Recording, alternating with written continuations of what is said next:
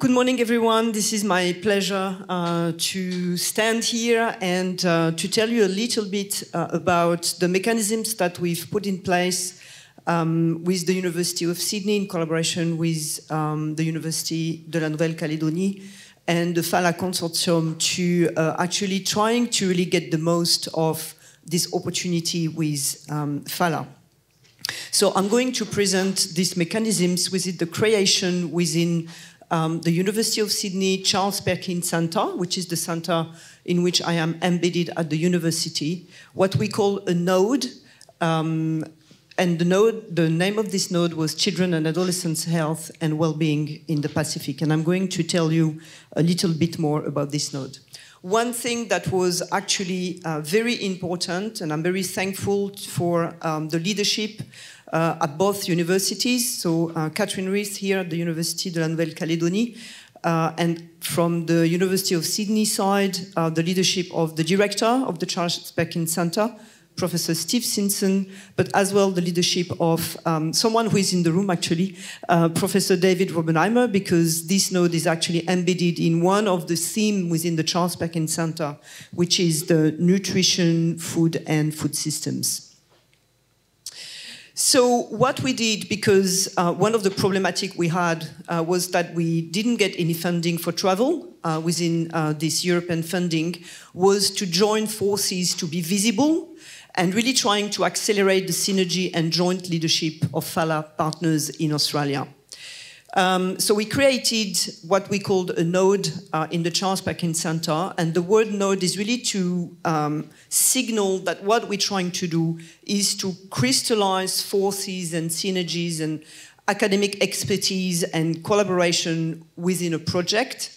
And this is also a network because as part of the Falah project, the networking with colleagues across the Pacific region was so important. So we had a mirror mechanism and a node at the University of Sydney and a network at l'Université de la Nouvelle-Calédonie. It was very important because even if at the creation of this mechanism and this initiative, there was seed funding, and that funding is not huge, but this is where I think, Mathilde, you said something very important. Sometimes small funding go a long way. And it went a long way in putting us together. We started to organize online workshops, and we started to be able to travel within the region. So really the objectives were accelerate the synergy and joint leadership, facilitate outreach for Australia-based researchers, and this worked really well because we attracted funding from the Pacific Fund, from the Charles Perkins Centre, from a network that Professor Robenheimer led, which was the Food Network, and it was very, very important. And from the University of Sydney as well, that has an initiative on global engagement. It was as well to enhance the visibility of Pacific engagement and research, create a mechanism for Australia's team participation, and attract support for research and networking activities. I'm just going to tell a few words about the Charles Perkins Centre because this centre has an organization that is actually extremely important. It brings multidisciplinary research to solve big problems. So really the mission of the centre is to ease the burden of metabolic disease through multidisciplinary research that translates into real-world solution. And we thought, creating the node, that it was really something that aligned really well with the mission of the centre. Something very important as well is the centre brings in a huge amount of researchers, multidisciplinary research, facilities, laboratories, spaces for welcoming students and colleagues coming on secondment, and spaces as well to organize seminars and workshops. So in terms of the activities, I'm not going to tell everything we've done, but I think I wanted to share some of the things that were, I think, very important. One was building capacity and training for us, for colleagues around us, and for students. So we had the capacity to bring honours students from the University of Sydney to the Pacific Islands, in Vanuatu at the top, You had a very stressed student having some hard time as well in the middle, and that was Maria. We welcomed and organized one of the Falah workshops at the Charles Perkins Center. We organized workshops in the Solomon Islands, and all of that thanks to the support of the teams and the colleagues that are on site. And something I left to the end, but this is actually a very important part of what the node brought, is the co-design of research method. So this node was created initially as well because Olivier, Gali, and I already had some collaboration that were ongoing, but it really accelerated our participation into Falah and into the second month. And one of the very important things that happened was actually the development of research methods. Some of them were technology-based, but not all of them. So for example, I just wanted to highlight the fact that we developed digital technologies to assess or to develop implementations for young people in the Pacific, and we really wanted to tailor the solution to the Pacific context. And one that was particularly important was the iRecall 24 on the left side, which is a digital technology designed to collect information about food intake over the previous 24 hours.